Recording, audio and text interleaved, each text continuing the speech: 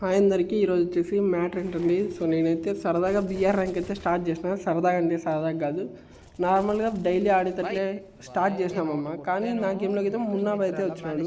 నాకు పైన అయితే నోటిఫికేషన్ పడింది. సో వివాష్ ప్లేయర్లు ఎవరైనా కొత్తగా వస్తే ఆఫ్టర్ అప్డేట్ పైన మీకైతే లాబీలో నోటిఫికేషన్ పడుతుంది కదా. సో నాకైతే అట్లా నోటిఫికేషన్ పడి మా టీమ్మేట్స్ అందరికీ చెప్పినాను. డైరెక్ట్ పీక్లో దిగుతాడనే దిగినాము, కానీ ఇక్కడ మమ్మల్ని వేరే వాళ్ళు కొట్టేసినారు. నేనైతే చచ్చిపోయాను. మళ్ళీ రివైవ్ వేద్దండి, ఆ రాయి దగ్గర దిగిండేది నేనే. సో నేను మా టీమ్మేట్ని అయితే ఎంబీజీ నమ్మని అనేవాడు కొట్టినాడు. వాడిని అయితే నేనైతే ఫుల్గా డ్యామేజ్ చేసినామమ్మ. కానీ వాడు మళ్ళీ వెనకాల తిరిగి నన్ను అయితే కొట్టేసినాడు AK-47తో. మున్నాబాయ్ ఇక్కడ ఎనిమిది వాడిని కొడుతున్నాడు.